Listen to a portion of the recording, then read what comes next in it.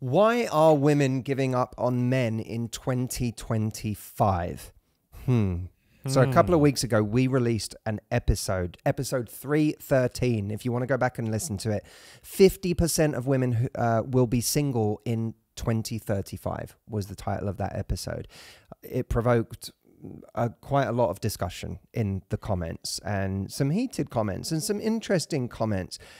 We wanted to take this episode to dig in a little deeper into why women aren't choosing men now. In quite large numbers, it seems.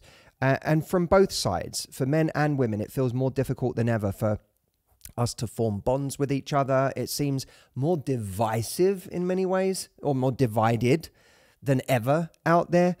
And we want to talk about it. Some men, by the way, did point out that the Pew article that we talked about when we were talking about that stat of 50% of women will be single by 2035 doesn't point out that 50% of men are already single.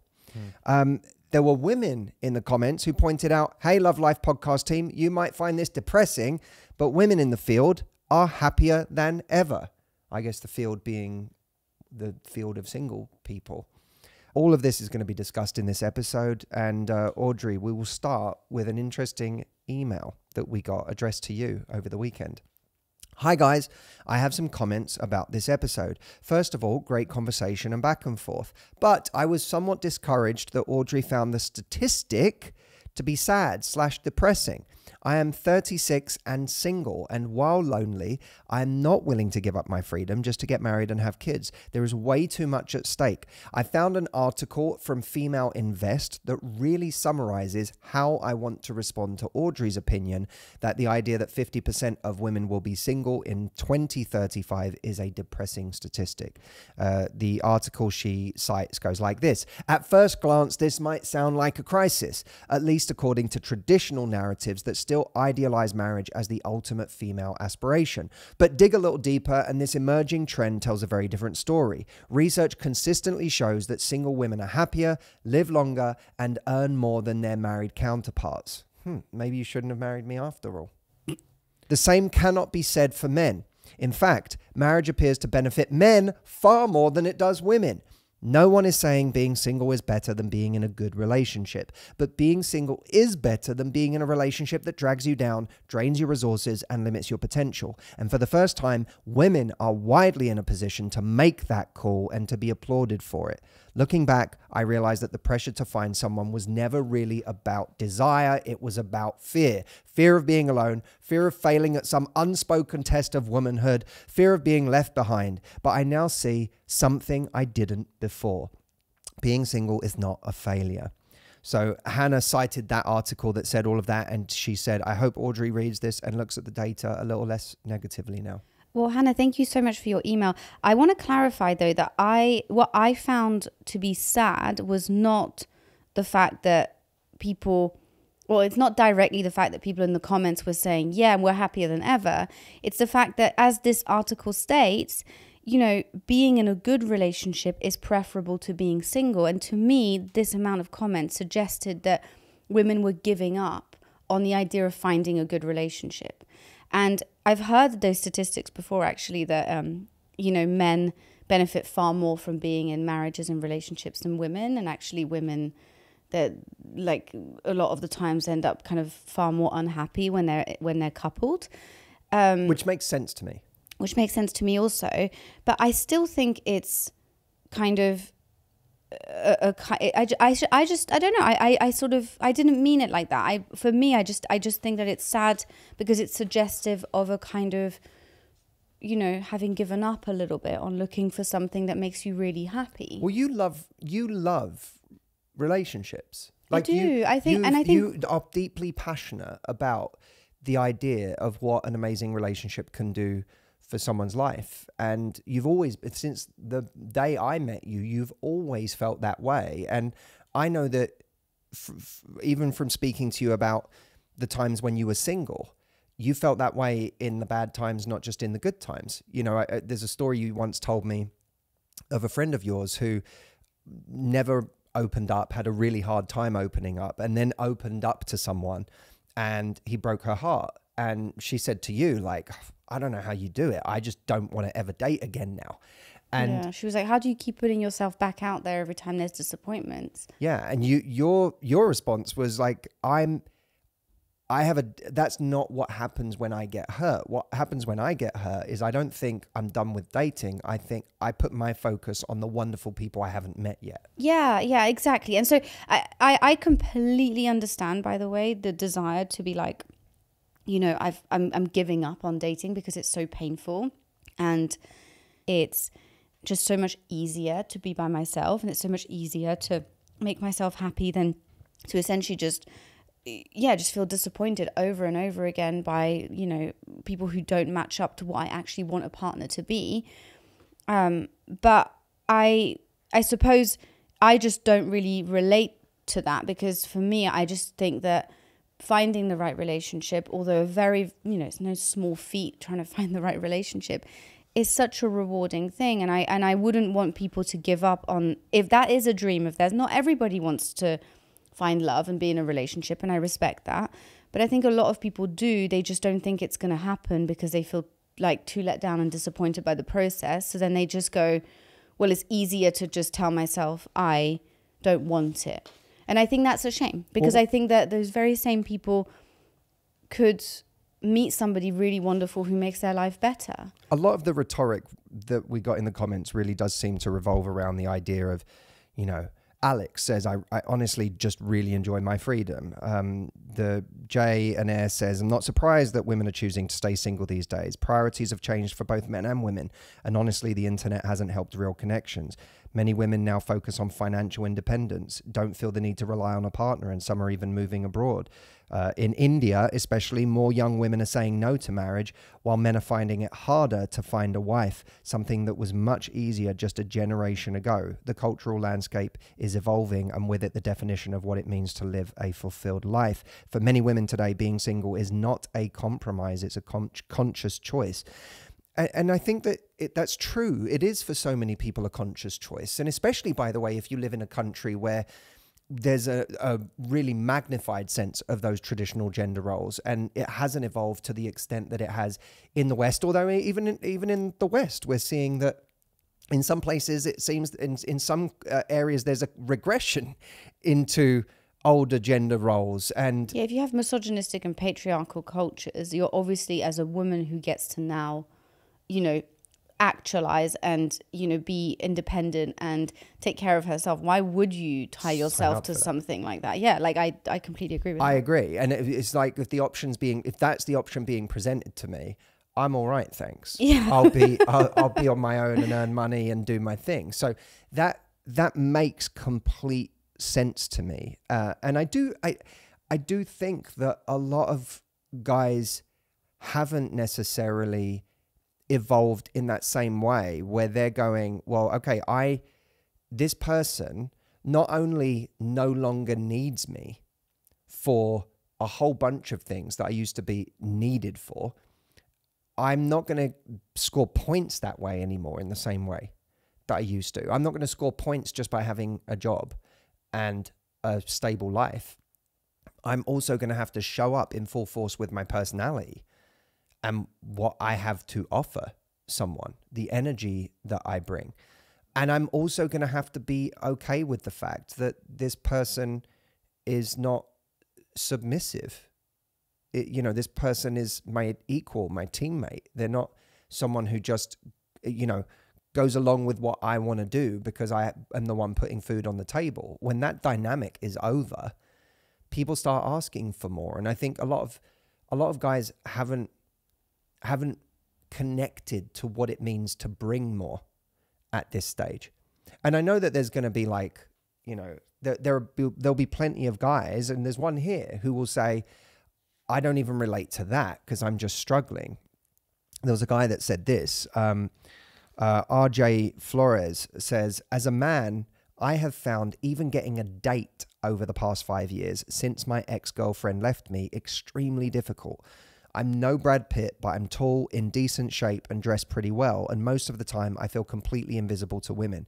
I've had a couple of dates when I've plucked up the courage to talk to women, but the amount of rejections I've had to go through has left me feeling like an utter imposter. It's as if I don't deserve to be confident with women, and they don't actually want me to be confident because I am me. I know that the woman in this video, I think he's referring to you, Audrey, would never want to date me in a million years. I know I have a perceived lack of self-worth, but it doesn't help that women make almost zero effort to have a connection with me anymore.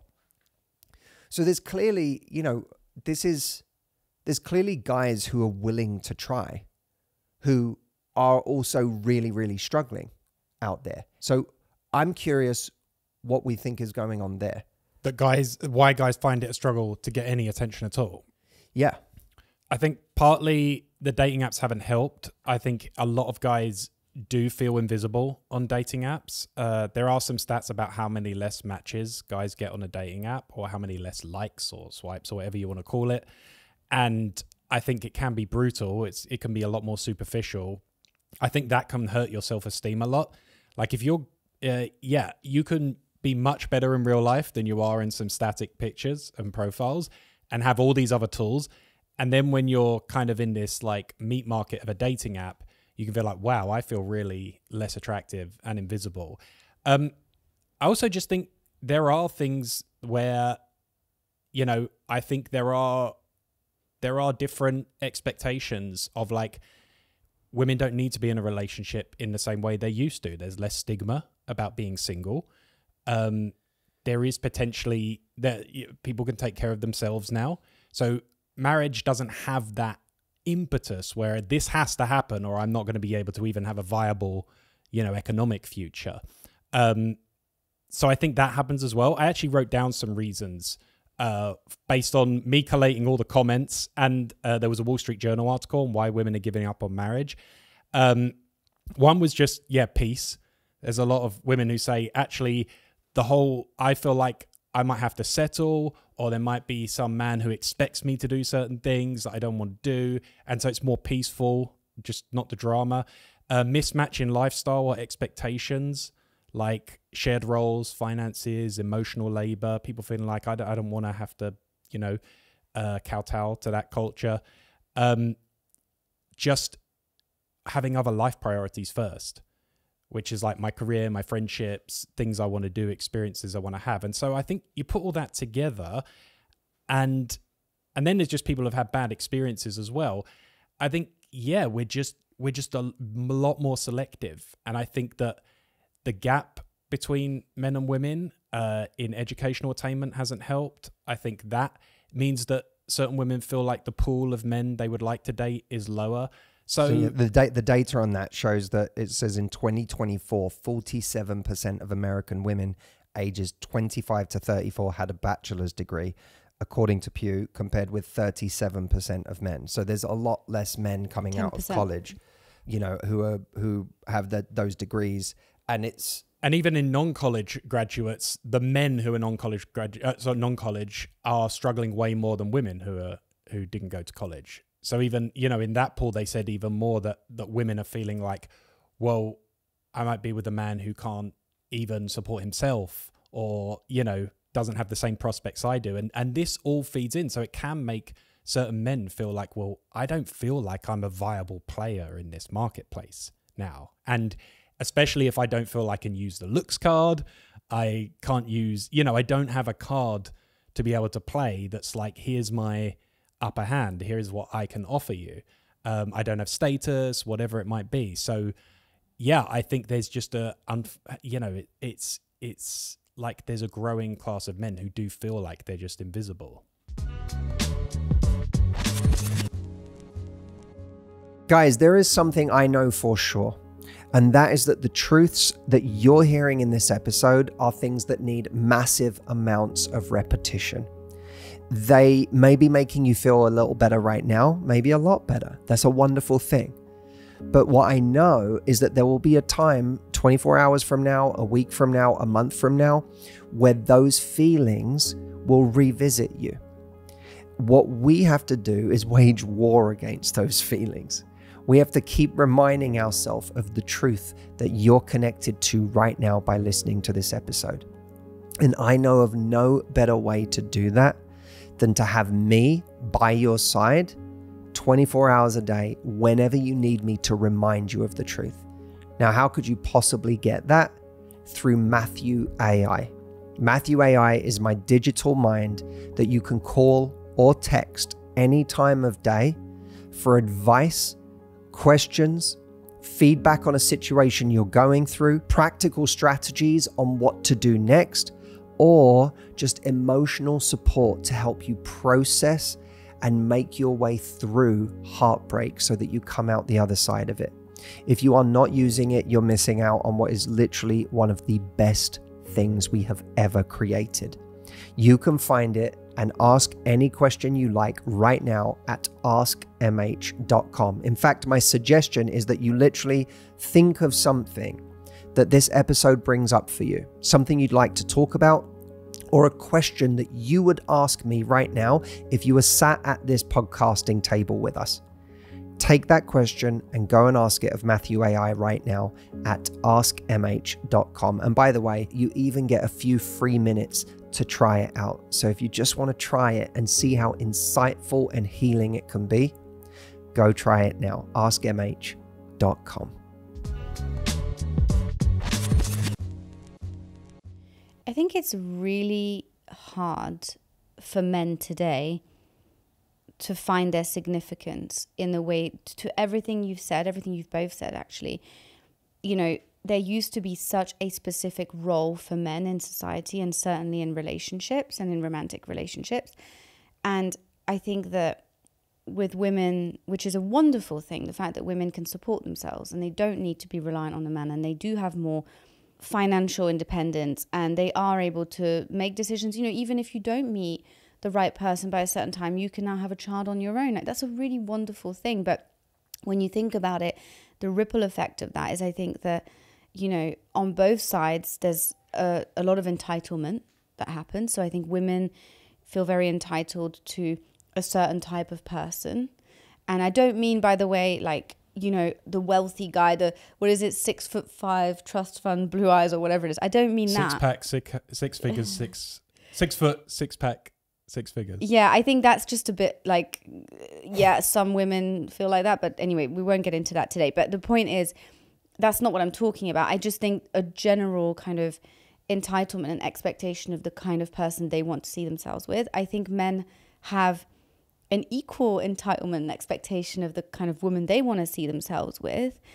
And I think that it ends up creating, you know, I think that the sort of like top percent of those genders end up sort of having much more opportunity to meet each other and to get into relationships. And there's a huge chunk of people who feel overlooked. And I think that when it comes to women, we are used to finding meaning and significance in so many different areas because we've never had those kinds of upper hand where it's just been sort of like, you know, we've been able to go, oh, well, we can be the provider. So as long as I get a job and as long as I'm able to do that, then I will have my pick of some men. Like, women have not necessarily had that luxury. And so I definitely think that we are more resourceful in making ourselves happy and we are better at finding community and friendship and all of those things. I mean, that is proven, I think, by what we're seeing here in the response of women going, well, actually, I'm very happy being single. Like, whereas men are like, I'm looking for love. You know what I mean? Like, but I think it's really hard for men because it's sort of the first time that they haven't had that sort of very clear role and significance in that way. And I think that on top of that, which I don't think we should get into today either, but there has been such a kind of demonization of men in the last few years and sort of like men are this and men are the root of all the problems in this world. Meanwhile, there's so many men who don't relate at all to being the problem. They don't relate at all to being the people who ruin everything, who are players, who do this and who do that. They just feel completely overlooked. They feel unremarkable, which is a really horrible thing to feel when you feel overlooked and unremarkable. And then they're told that they're the problem and, you know, they're the the bad guys in the story. And so I think that it's really, really tricky for men. And I think that it's going to take a little while for men to understand, even and on top of it, by the way, the inability to communicate your feelings, and the feeling that if you communicate how you feel about something, you're going to be perceived as unattractive, which only compounds the fact that they then go, well, if I'm like a guy and I'm feeling all of these feelings of inadequacy, like, I can't even talk about them. I can't even express them and be vulnerable about them, because that's going to make me even more unattractive. And I don't have anyone to talk to about it. So where do I go to? Online forums, or I just go to anger and resentment. And I think it's hard. And I think we have to take responsibility also. I think both sides have to take responsibility, but I do think women have to take responsibility for the fact that there is this tarring men with the same brush. And what you're really talking about is a percentage of men who behave in a certain way, but you are actually completely disregarding the vast majority of men who are not at all like that. And you're kind of complaining about men as a whole, but really what you're complaining about is like 20% of men, not the other 80%. And it's really easy to get lost in that 20% and even just the really like poisonous views of a minority of men or minority of women. I went down a rabbit hole the other day when I can't remember what I was researching, but I was like looking at one of the female forums on Reddit, and I can't remember what it was like. Maybe it was female dating strategy or something. Oh, yeah. Is it FDS? There's there's semi-misandry on there. There's some outright misandry. It was pretty like, there was some stuff on there, not all of it, but there was some stuff on there that was just really mean. Yeah. You know, like really just nasty. And I thought, God, this is, you know, I don't know that there's nearly as much of it on the female side as there is on the male side right now. So I'm not trying to draw an equivalence, but I saw things in there in terms of the way men were spoken about that really appalled me. Yeah. And were really nasty and I don't know how you can in the same breath talk about the problems of the other side while you're speaking in a manner that if they spoke in that manner, you'd be appalled. Yeah. And I actually thought to myself, God, if I was a single man inside this forum and I lived here in this forum reading what these women were saying, it wouldn't be long before I developed insecurities. Well, and even on TikTok, you can see all these things about like broke guys, and if he can't buy you this, he's like, ditch him. And you're like, you know, the lifestyles people are talking about are absurd. And you're kind of like, well, if you're just an average guy who can't do any of those things, you're like, so what, is that the standard? If I can't provide like a life of luxury, I'm like not worthy of being married. I read a bunch of comments on like penis size and stuff like that where I'm like, you can't, like, this stuff gets in your head and you start worrying about that and and the problem is it's all such an abstraction from what an actual relationship looks like, because that's not what a relationship is. A relationship isn't a scorecard. Yeah. Exactly. Where you look at how high you score out of 100 in this category and this one and this one and this one. A relationship is you actually develop love for a human being, for a person. Not just fall in love. I caught myself as I was about to say that, because that's not what a relationship is either. You don't just fall in love and that's a relationship. Plenty of people fall in love and it never becomes a relationship. You develop genuine love for another human being, for the world that they represent to you. And they almost certainly do not come in the exact package that you had imagined. And they almost certainly don't score 100 on all of the things that you told yourself it was important 10 years ago for them to score 100 on. Like, it's just... Rude.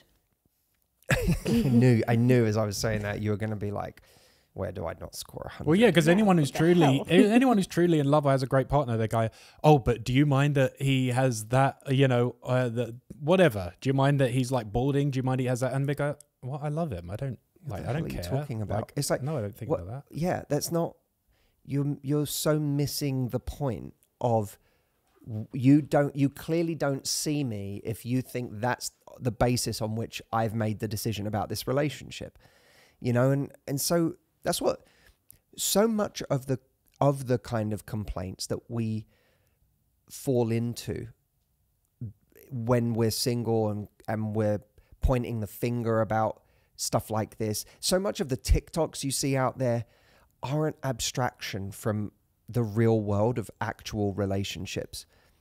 And I think it's really important to remember that, because the moment you get fixated on something that's you think might be a problem for you, and then you go down the rabbit hole of looking for communities where other people have that problem and have had that experience, on one hand, there's the solace of, oh, I'm not the only one. On the other hand, you're now in an echo chamber of people who all think that that's a giant problem that they have. If it's money and my lack of it, that means no one wants me, I can find a forum full of people who all say, yeah, it's hard, isn't it, bro? It's so hard out here not having money. No one, and it's like you'll find an army of people who validate you about that. But the problem is, it will make that story so real to you that it's all you're thinking about. It's all you're focused on. And you lose touch with the fact that not every woman you meet is going to give a shit about money.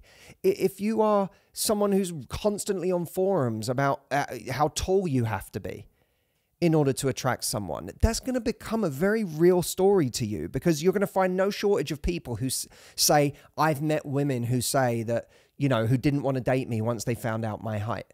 Of course you're going to find those people. And it's the same is true the other way around. And I think you actually end up attracting the very thing that you are afraid of when you have those insecurities in your head, because, it's really interesting. Like, this idea that like women are giving up on men, they're not choosing men, they're quitting dating because ultimately it's like there's no viable options, blah, blah, blah.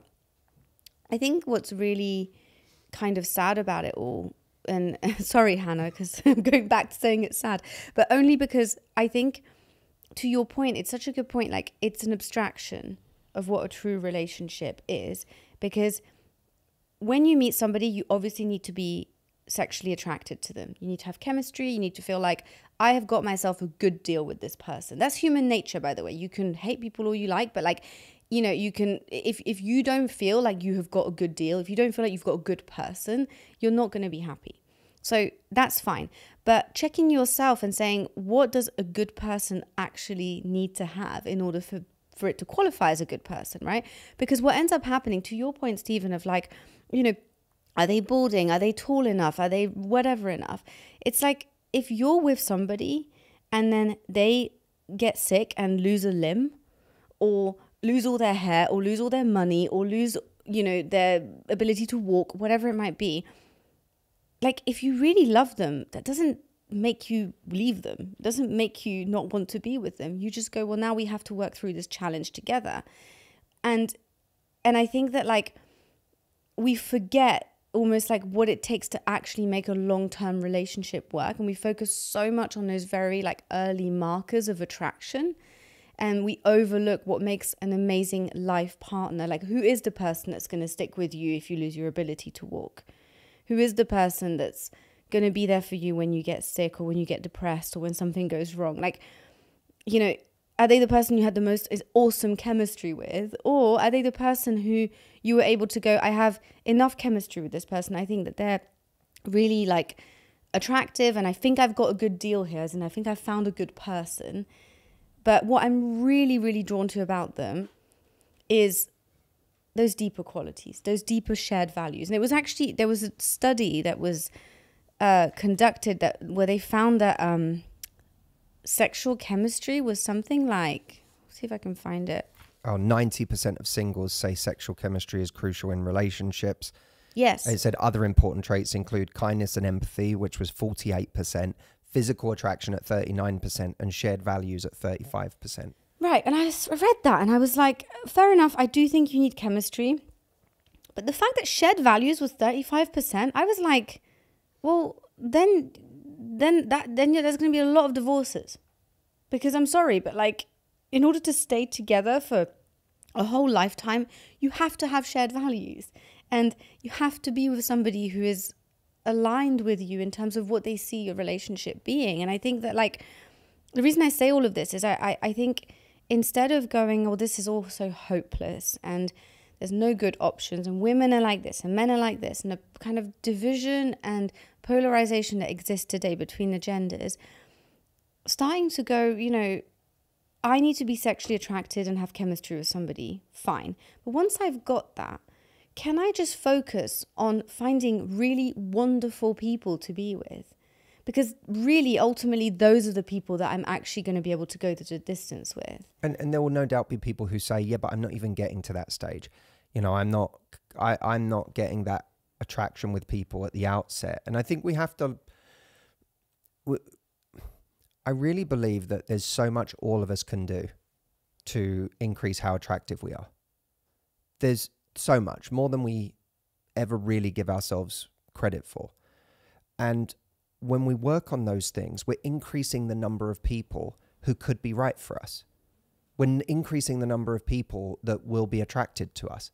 And as a guy, if you're really struggling out there to get that attraction from people right now, I would say, like, I am going to stop trying to be this. I'm going to stop comparing myself to people who walk into a room and immediately just get attraction from people, because that may not be my game. But what is my game? Well, let me just start with what are attractive qualities. Curiosity, leadership, like someone who knows what they want, someone who's decisive, intelligence, someone who wit. Is passionate about. Yeah, but not everyone can have wit. No, but you can be funny. Not everyone can be funny. I think you might be able to train it a bit. I'll tell you a trick on how to be funny. Notice things that are funny. That makes you like 40% more funny. So even if you notice things that are funny, if you have an eye and you're literally just looking out for things that are funny, that makes you instantly more funny. So even if you don't have wit, I get that. Like that's fine. But like, just prioritize humor. I think that is true.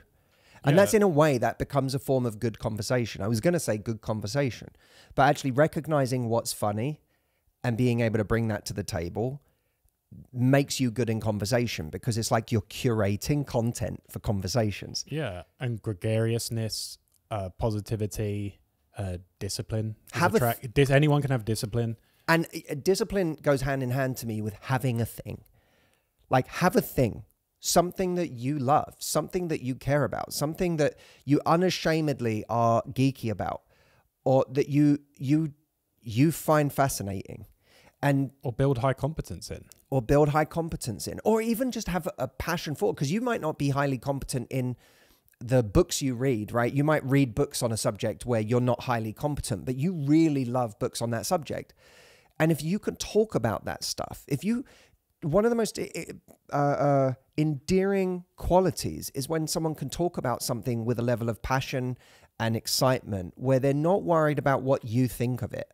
Like, I think that's what made Steve Irwin so attractive. To me, like, Steve Irwin was not like a classically handsome man, right? For those of you that don't know, I'm talking about the, crocodile hunter, Steve Irwin, But he was cool. He wasn't, though. But that's what I mean. He was cool despite being a dorky crocodile lover. He was super dorky. The cool dorky crocodile lover. He was impossibly earnest, impossibly sincere. He wasn't funny, like, not intentionally anyway. He was actually very funny, but he didn't mean to be. But his love for what he did made him cool. I remember him going on Conan O'Brien.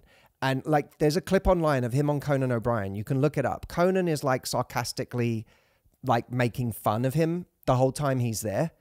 And it just bounces off him, not because Steve Irwin has like great comebacks. He doesn't. But it bounces off of him because Steve Irwin so just loves what he does that there's no insecurity there for Conan O'Brien to like tap into. So Conan's being sarcastic because that's what Conan does or did, you know, but that's not, Steve Irwin was not, sarcasm was like lost on him because he was just like, I just really care about what I'm doing here and I love it. And I want you to love it as well. And I want to share it with you.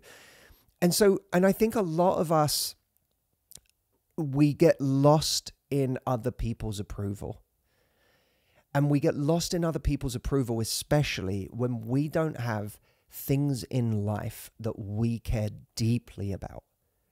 Whether it's a purpose, a mission, a cause, or just things that we love and go deep on. And when we care about those things, suddenly there's something bigger to me than your approval. And when there's something bigger to me than your approval, now I'm attractive to you. Because you're like, oh, you don't need me. You have something that's bigger than me. You may be showing interest in me. You may be curious about me, but you don't need me because there's something bigger than me in your life. And that to me is one of the most attractive traits. But I think a lot of men forget that when they're trying to attract women. Women become the number one thing that's important for them in terms of approval in their life. And of course, or it goes too much the other way, where they go, I'm going to live my chilled life. And then they actually end up being quite dismissive of women, which is also unattractive because they do it from a place of like, same with women. Well, they'll get unhealthy women if they do that. Yeah, but women do the same thing. They like almost go like, I'm going to act so cool and like I don't care. And then that ends up putting off the right people as well. And attracting the wrong people. Hey everyone, I wanted to tell you about something that has become increasingly relevant in the digital age, protecting your personal data. There is a service that I have been using recently to remove my personal data, and it is called Incogni. We all know how much of our lives are online these days, whether it's signing up for services, shopping, or even just browsing. All of a sudden, without realizing it, your data gets exposed and sold to third parties. This has massive implications, including scams and identity theft. Your data ends up on people's search sites, data broker databases, shady directories, and even search results. What I love about Incogni is how simple they make it to protect your data. They track down where your personal information is stored and work to have it removed so that you don't have to spend your time and energy trying to do it in vain. And considering how data can reappear over time, they don't stop after one sweep, they keep working on your behalf. If this sounds like something you'd benefit from, head to incogni.com/lovelife or use the code LOVELIFE to get 60% off their annual plans. I'll help you take control of your confidence and your love life. Let Incogni take control of your privacy online. Now, back to the episode. So if I'll give the argument on behalf of what some guys will be saying watching this. I know some guys will be saying, but the thing is, when a woman's searching for a relationship these days, I will be attractive in all these ways, but you know, she has certain expectations for a certain lifestyle. Say she's a working professional woman, and I've got to live up to not only being able to equal that, but also I'm expected to be a provider as well. I'm expected to even like outdo that. Choose a different woman. Yeah, choose a different woman. We should talk about that. We should talk about that on another episode. I think the kind of economics of dating is really fascinating. But one thing we have to start doing is we have to start seeing people who reject us when we're being our best as people that we should be rejecting. And we get it so wrong in that respect. We hyperfixate on that person who rejected us and say, she didn't need me just to like be a great guy and to show up and be reliable. She also needed me to be a provider. Then reject her. And there's plenty of women who don't need you to do that. Like, I think that's the other thing is that clearly a lot of these women, you know, who are saying, I don't want to date, I'm giving up. they're not looking for a provider. They're just like, I'm going to provide for myself. So but they are saying, I don't want to carry someone. They are saying, I want. But that's fine. And that's you're allowed to not want to carry someone financially, whether you're a man or a woman. Yes, I agree. So I think there's nothing wrong with that. I'm just saying they're not saying it's irrelevant, the finances. No, but you're saying, yeah, of course. No, I don't think it is irrelevant for a lot of people. And like I said, I think we should do an episode on that. I think it will be a really interesting conversation. But I do think that, there's just a lot of women who they're just looking for a great guy. They're looking for someone who is kind, who makes them feel good, makes them feel excited about life, and that can come in so many different sort of forms. And I think that I would say to those people who are saying, yeah, but those women are, they want me to provide for them and they want me to match them and blah blah blah blah. I would say, like, you are kind of maybe assuming what women want. Like, people don't really know what they want. If you can get on a date with somebody and you can make someone feel really, really good on that date, 90% of the time, people don't really care about the other stuff. Email us, podcast@matthewhussey.com. Let us know what you think of this. It's fun to continue the conversation. I'm sure that there'll be even more discussion resulting from this episode. And look, as a group, like, this is about constantly orienting ourselves closer and closer to what's helpful, what's right, what's an accurate read on what's going on. There's so much about this that's complex, and there's so much going on today in dating. I think that's why it's fun to talk about it. But we want your feedback. Help us shape this conversation. Where is helpful for us to go with this conversation? And let's never forget that what we care about is not simply pontificating on dating. What we care about is what's actually helpful for people in moving forward. So, whenever we come from a place of personal accountability, it's never from a place of pointing the finger. It's always from a place of saying, what's actually going to move us forward? Because one thing I know doesn't move us forward is surrounding ourselves only with people who share our biggest challenge and tell us that because of that challenge, we are fated to never find love. No, that's a recipe for misery and dooming, as they say, which I totally reject. It does not help you. It's pointless. You should focus on what you can actually do. We got a couple of comments in recently. One on episode 315, The X Effect, Why Your Brain Won't Let Them Go, which was our episode on moving on from an ex. Love Cat Purrs said, as with many other things, the key to moving on from a phantom ex or any other unrequited love is bringing the focus and feelings back to the self. Take the focus off of the other for just a second and come back to what the self feels. Most often, what hurts most isn't that they are withholding their love. It's that they are not accepting the sincere, deep love and admiration we feel for them. The rejection of our love for them. It's very beautiful. Feel it, grieve it, and then see if we're not doing the same to anyone around us. Most often, there is somebody, a friend, a family member, a current admirer, that is looking at us the same way, wishing and hoping we would see and know their worth, and also how much we are loved by them. We take our gaze off of the unavailable and turn it towards the one that are available to us. Wonderful. I really love that. I love that comment. Episode 314, they have stopped trying, don't chase. A good episode to go back to if you've got someone who've stopped trying for you in your life.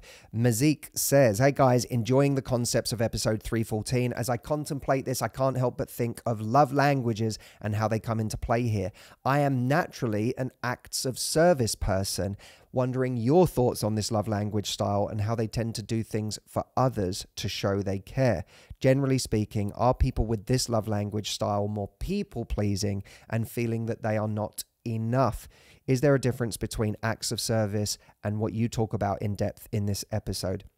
Well, I think that I won't go into detail on this right now, but I do think that there is a big correlation between people who focus on acts of service and people who use acts of service as a way to make them feel like they're enough in a relationship. Often people who give too much because they're trying to compensate for not feeling lovable if they're not constantly doing things for someone all the time. The key question is, are my acts of service coming from a place of genuine love, or are they coming from a place of fear and insecurity and inadequacy in trying to make myself equal to the other person because I don't feel equal to them if I just am myself?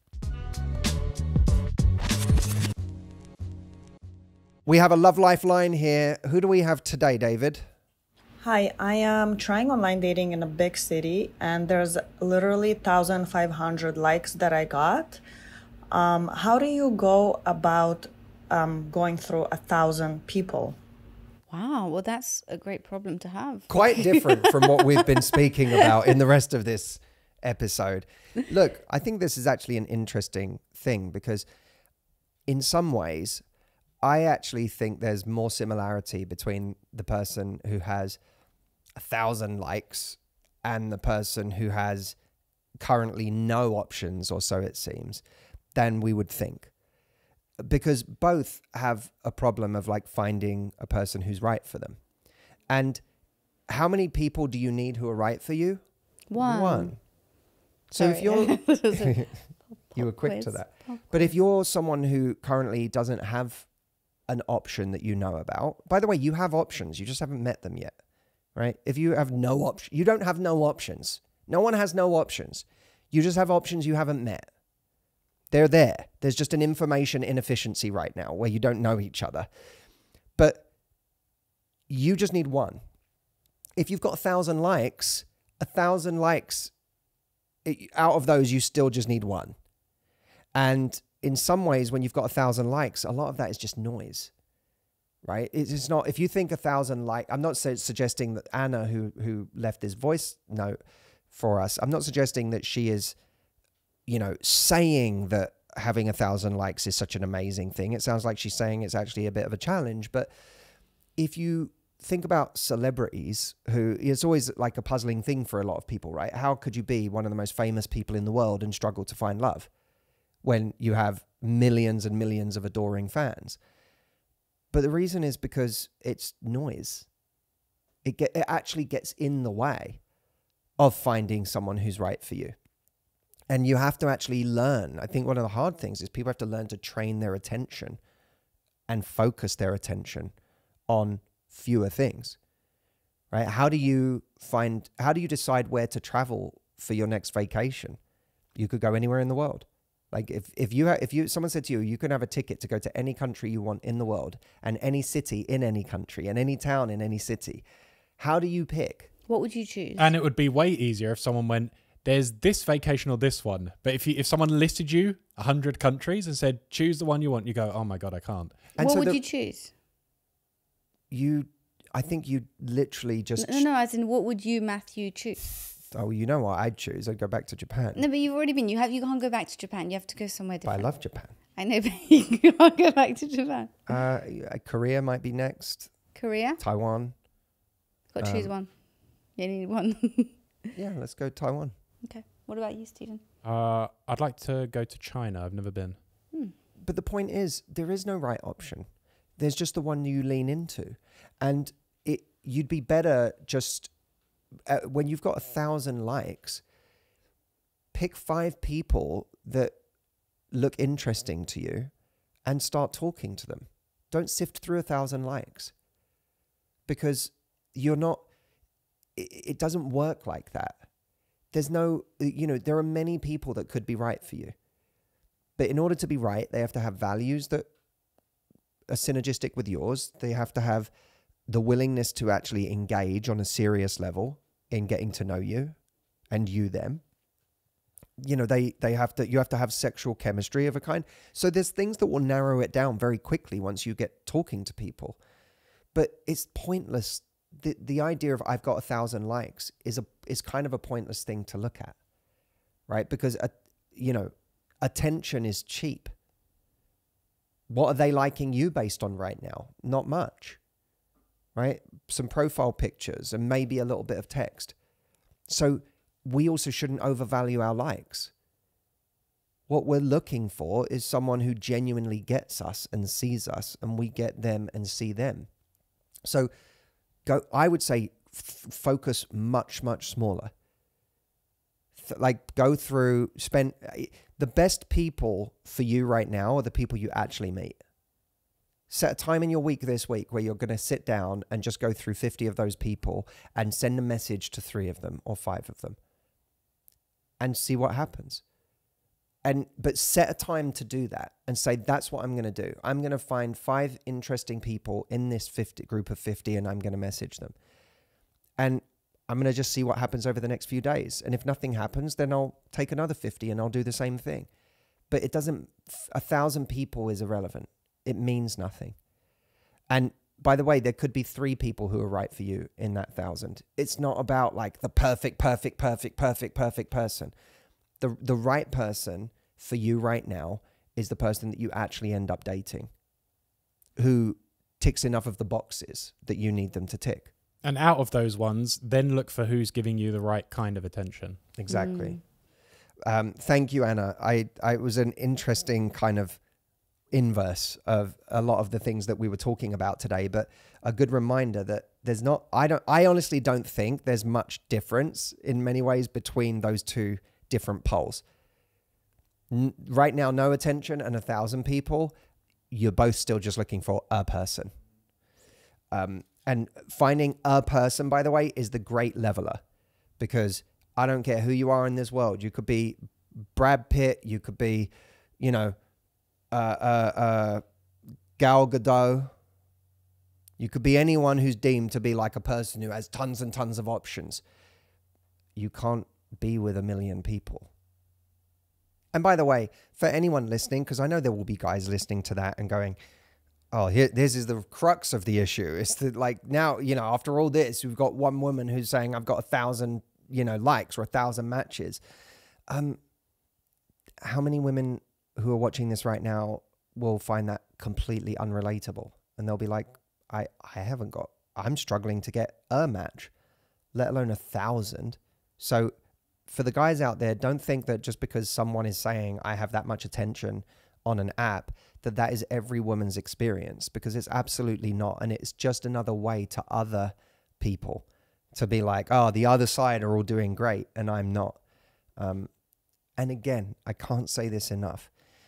Tell yourself, if someone is out there getting an extraordinary amount of attention, great. That's a game that they have figured out. That's not the game I'm playing. It's not the game I'm playing. And once you go into radical acceptance about that, life gets a lot better. Like, there are things that I know if we did them on this podcast, or if I did them in my YouTube videos, if there's a kind of content I know if I made it would get 10 times more attention. I know tomorrow, if we started commenting on celebrity relationships, we'd get a completely different level of attention. I know it. There are people out there who get tons of attention. They're on all sorts of big TV shows because they are willing to comment on celebrity relationships. Never done it. Have no interest in doing it. I'm opposed to the idea of commenting on the relationships of people who have not asked for it. And when I look at that, I'm like, I'm not playing that game. It's not my game. My game is different. And I think that sometimes one of the ways to take back ownership and control is to say to ourselves, that's not my game and I'm okay with that. Being the sexiest man alive is that guy's game, not my game. And I'm okay with that. You know why? Because what's going to make me happy in life is not having hordes and hordes of people going crazy for me. What's going to make me happy in life is finding someone who's right for me. So if that's all I'm looking for, guess what? You can achieve that. And to your point, the sexiest man in the world is also looking for one person to be happy with. Yeah, at the end of the day, it doesn't actually matter. Everyone's looking for the same thing. Everyone's looking for the same thing. And that is the great leveler. The person who found the love of their life and moved to a farm in the middle of nowhere and they're having a wonderful time together is as happy as the megastar who has spent half their life trying to find love through the millions of people who want them. And one day, hopefully, maybe finds peace in a happy relationship. And guess what? That person's going to find it way harder. That's the irony. It's that time again. The time that everyone's waiting for. Matt got so excited that he's having a coughing fit. Yeah, I'm like Tiny Tim, who's gotten overexcited for his Christmas goose and can't stop coughing. Oh my God, that is a Muppets reference for anyone who doesn't know. It's a Dickens reference, but yes, also a secondary, it's a Muppets reference. And I sound like a Muppet saying it. Steve. Wait, what are you doing? It's Steve's sleeve. I love how protective you are over that. It's me that says it. It's my saying. Sorry, Stephen. Steve Sleeves. Hello, everyone. Welcome to Steve Sleeves. Today we are going to play. Today we are going to play. Not BBC News at 10. Bong. We're going to play Future Forecast. Ooh. Cue the theme song. Don't be bereaved. You know that we can't live without another episode of Steve Sleeves. Okay, future forecast. Okay, we are going to talk. We've been talking about dating, where it is, maybe where it's going. Who knows? I want us to paint some possible scenarios, optimistic ones for the future of dating, and you're going to give me the probability that it will happen. Okay. Okay. Okay? Out of 100%. And you can say whether you think it will make dating worse, better, or different. Okay, so less ghosting, more closure. Social norms shift. Ghosting becomes a huge taboo, and people start giving short, kind explanations when ending things because it's seen as necessary etiquette. How likely? Yes. 0%. Why? Social norms change. Human nature doesn't change, and most people will take the path of least resistance, and the path of least resistance is not having hard conversations, and telling someone why you're letting them down is by definition a hard conversation. And we're bad enough at having hard conversations with the people we love the most in life, let alone someone who was a stranger to us 2 weeks ago, who we now don't want to go on date 3 with, and who we probably won't run into again apart from online. And the world is just becoming more and more distant online in terms of people's ability to just easily phase each other out of their lives. So that trend is only going in one direction. I'm sorry. Okay. Return of the real life meet cute. Gen Z sparks a huge resurgence in localism, community-based activities. People really rebel. We reached a tipping point. People really rebel against the screen-based life, and singles increasingly meet through community, hobbies. There's many more social spaces, and there's not as many bars, but there's wholesome spaces where people have real-life introductions. I think that's quite likely. Well, you know what I think? I think that dating apps as they are today will change. And I think that that whole model is just broken, and it has to get better. Otherwise people will just stop engaging with it. And I think that people will absolutely start to try and invest more the way Gen Z are doing, more in real life interaction. So I think that's quite likely. What percentage? Of likelihood of it happening? I think 70%. I'm going to say 33%. You're such a pessimist. I think that what's happening with Gen Z is, it's one thing to be like, I'm sick of dating apps, and Gen Z have always had them. So they that from everything we know, they are sick of them. But there is a cost to having grown up online, which is that certain social skills, maybe things you've never really had to refine or learn. So it's not, I have to do more than rebel against this. I have to decide I'm going to now put myself well and truly outside my comfort zone. I think COVID did that to people. Did it Made to it me. worse. Yeah, I agree. I think COVID made me less comfortable socially. Also, there's a huge amount of money being invested right now in AI companions for people. And that, as people become increasingly disappointed with people, it will be more and more tempting to turn to a high EQ, empathetic, wonderful conversationalist in the form of an AI companion who never gets tired of you, never gets sick of you, gives you undying attention. And that's going to become a very seductive thing. That's going to be the new online porn. You know, what has online porn done to sex? Right? It's made it a lot, it's taken away the edge in people's hunger to go out there and have sex. It's made it far easier to get off at home. And it's given you a level of variety and, you know, weirdness that most people in the world are not going to entertain.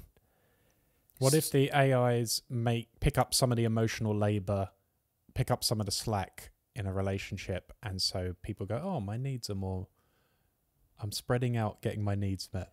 I mean, maybe that's a positive. Maybe people start liking their AI a bit more than their partner. Okay, we all just become a lot more chill about gender roles. You know, a lot of like these high, you know, a lot of the conflict here seems to be sometimes there's these gender roles that seem restrictive to people. People just become more chill about who's going to pay. It's just whoever can pay more, you know, who, how they contribute, labor at home. And we just become a lot more relaxed about, well, whoever can do it does do it. And it doesn't affect the dynamic. 50-50. 50%. It's a hard one because it's hard to change that. I don't think that's changing. Well, on one hand, like, but it has changed. It'll be a bit sink or swim for men in the next 20 years, I think, because they're gonna have to find other ways of showing up and other ways to impress and other ways to get their value. Something's got to give, yeah.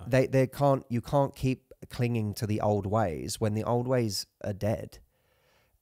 Where I'm a little less confident, because I think that there will be like new generations of men will grow up in that way. However, there's been a lot of regression of late. So I'm less convinced than ever that progress is a straight line when it comes to, you know, people equality and, you know, the people being able to evolve in these ways, let's say. Okay. Millennial saviors. Okay. No, 0%. Millennial saviors. Turns out millennials will save us all. They're far better parents than the boomers and raise much more emotionally evolved children. There's a lot more therapy. Therapy is cheaper because AI therapists are really, really cheap and commoditized. So it's very much easier for people to get help with their emotional issues, become healthier, better communicators, and millennials save the future with their better parenting. Aren't people worried millennials are going to raise a generation of like really soft children? Isn't that the idea? The critique of millennials was that they are snowflakes. That was the critique. But I don't know. You know, I know a lot of good millennial parents who are my friends. Do you worry that millennial parents are like so eager to rebel against the way their parents were in the boomer generation that they will sort of end up going too far the other way? Mm-hmm. I'm not sure. My friends seem to have a very good balance of being like disciplined. Or was it boomer nice parents that are coddled too much? No, I guess not, right? Well, it seemed that boomer parents were told they were super special, and that's why people think boomers have narcissism. So it wasn't that boomers were easy on their kids. It was that they were just all about themselves. That's the stereotype. The stereotype is that the boomers were self-centered. Then the stereotype is that the millennials were coddled and participation trophies. And what encourages me is how much, I mean, we might say the progress is too slow, but how much more men talk about their feelings. That's true. That genuinely encourages That's me. gotten better. I think also people understanding the effect of like trauma and, you know, the impact of our childhood and like how we kind of shape our children's nervous systems. I think that's like way more talked about in our generation than it ever was in our parents' generation. So I feel optimistic about that one personally. I really like, I find it really endearing when guys, especially the kind of guys that you know a generation ago would not have been in therapy or any kind of coaching, when they do that work. And it's not just like, you know, it's not hustle. Like they're not on some course to hustle harder or they're genuinely going somewhere where they're talking about their feelings in a way that they would not have done a generation ago. That to me, I find extremely encouraging. And I do think that's getting more normalized. All right. Well, let's end it there. Thanks for playing Future Forecast.